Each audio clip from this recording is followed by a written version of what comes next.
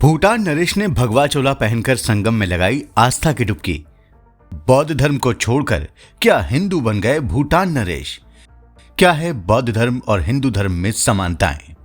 दोस्तों, गौर से देखिए ये तस्वीरें। भगवा रंग का कुर्ता पहने ये व्यक्ति त्रिवेणी संगम में आस्था की डुबकी लगा रहा है और सीएम योगी के साथ पूजा अर्चना भी कर रहा है। देखने में तो ये भारतीय नहीं लग रहा, भला कौन है ये? तो दोस्तों, ये हैं भूटान के नरेश जिग्मे खेसर नामग्याल वांगचुक। जी हाँ, वो व्यक्ति जो बौद्ध धर्म का अनुयायी है, लेकिन महाकुंभ में उनकी भक्ति का रूप जिसने भी देखा वो दंग रह गया।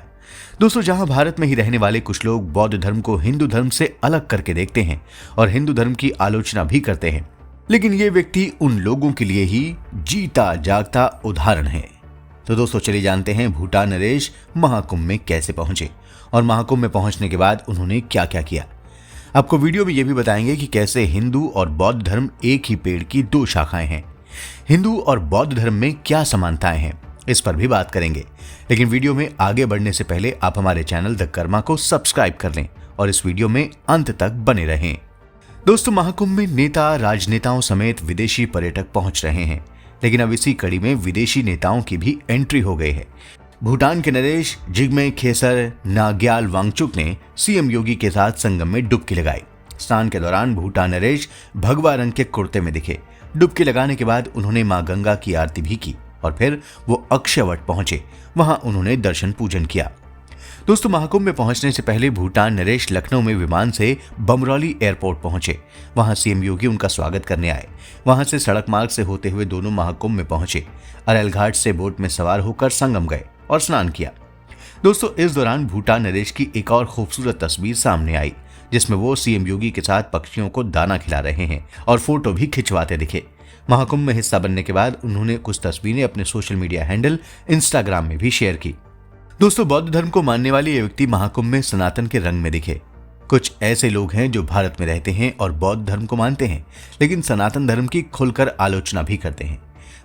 बौद्ध धर्म और सनातन धर्म ऐतिहासिक और धार्मिक दृष्टिकोण से एक दूसरे से अलग हैं, जिसके कारण कभी कभी बुद्ध धर्म को मानने वाले लोग हिंदू धर्म की आलोचना करते हैं।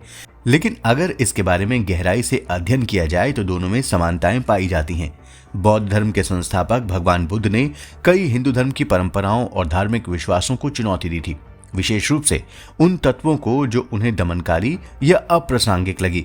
इसके परिणाम स्वरूप बौद्ध धर्म के अनुयायी सनातन धर्म के कुछ परंपराओं और कर्मकांडों की आलोचना करते हैं और कई कारणों को इसका आधार बनाते हैं, जैसे कर्मकांड और पूजा पद्धतियां, जातिवाद और ईश्वर का अस्तित्व।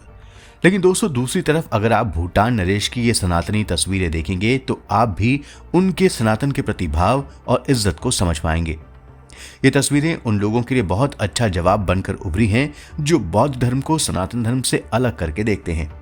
तो दर्शकों, आइए एक बार उन बिंदुओं पर भी नजर डाल लेते हैं जो हिंदू धर्म और बौद्ध धर्म में समान हैं। हिंदू धर्म और बौद्ध धर्म दोनों ही प्राचीन धर्मों के रूप में भारत में उत्पन्न हुए हैं। हालांकि इन दोनों धर्मों में कई भिन्नताएं हैं, फिर भी इनमें कुछ गहरी समानताएं पाई जाती हैं। इन समानताओं को समझना हमारे लिए न केवल धार्मिक दृष्टिकोण से बल्कि सांस्कृतिक और ऐतिहासिक दृष्टिकोण से भी महत्वपूर्ण है। दोस्तों, जहां एक तरफ हिंदू धर्म और बौद्ध धर्म दोनों का मुख्य उद्देश्य आत्मिक उन्नति है और संसार के दुखों से मुक्ति प्राप्त करना है, वहीं दूसरी तरफ हिंदू धर्म में इसे मोक्ष के रूप में जाना जाता है, जो जन्म और मृत्यु के चक्र से मुक्ति को दर्शाता है। इसी तरह बौद्ध धर्म में इसे निर्वाण कहा जाता है, जो संसार के सभी दुखों से छुटकारा पाने का मार्ग है। दोनों धर्मों में यह माना जाता है कि इंसान को सांसारिक भोगों से ऊपर उठकर आत्मज्ञान प्राप्त करना चाहिए। इसके अलावा दोनों धर्मों में कर्म और पुनर्जन्म का सिद्धांत महत्वपूर्ण स्थान रखता है। हिंदू धर्म के अनुसार व्यक्ति के अच्छे और बुरे कर्मों के आधार पर उसे पुनर्जन्म मिलता है। अच्छे कर्मों से उन्नति होती है और बुरे कर्मों से व्यक्ति को दुख और कष्ट का सामना करना पड़ता है। बौद्ध धर्म में भी इस सिद्धांत को माना जाता है, जहां इसे संसार चक्र कहा जाता है। बौद्ध धर्म के अनुसार एक व्यक्ति का जन्म उसके पिछले कर्मों के आधार पर होता है और उसे अपने कर्मों को सुधारने का प्रयास करना चाहिए। दोस्तों, दोनों ही धर्मों में ध्यान यानी मेडिटेशन और साधना को अहम माना गया है। मेडिटेशन और साधना दोनों धर्मों में आत्मिक शांति और मानसिक उन्नति के साधन के रूप में महत्वपूर्ण है। हिंदू धर्म में ये ध्यान योग के रूप में प्रचलित है, जहां व्यक्ति अपने मन को नियंत्रित करने और आत्मा के साथ एकाकार होने की कोशिश करता है। दोनों ही धर्मों में ध्यान का उद्देश्य मानसिक शांति, आत्मज्ञान और आत्म विकास की दिशा में प्रगति करना है। हिंदू धर्म और बौद्ध धर्म दोनों ने भारतीय संस्कृति और धर्म को अत्यधिक प्रभावित किया है। दोनों धर्मों में आत्मज्ञान, कर्म, पुनर्जन्म, ध्यान और अहिंसा जैसे सिद्धांतों पर समान रूप से जोर दिया गया है। हालांकि इनमें कुछ भिन्नताएं भी हैं, जैसे बौद्ध धर्म में ईश्वर की पूजा का अभाव और हिंदू धर्म में भगवान की विविधता। फिर भी इन दोनों धर्मों में जीवन के सत्य और मोक्ष की ओर मार्गदर्शन करने के सिद्धांतों में गहरी समानताएं पाई जाती हैं। इन समानताओं को समझकर हम न केवल धार्मिक और सांस्कृतिक समन्वय को बढ़ा सकते हैं, बल्कि मानवता के उत्थान के लिए भी एक समान दृष्टिकोण अपना सकते हैं। दोस्तों, जहां बौद्ध धर्म को मानने वाला एक बड़ा वर्ग और बुद्धिजीवी हिंदू धर्म की आलोचना करते हैं, वहीं दूसरी तरफ भूटान नरेश जैसे व्यक्तित्व ये साबित करते हैं कि दोनों ही धर्म में कितनी समानताएं हैं।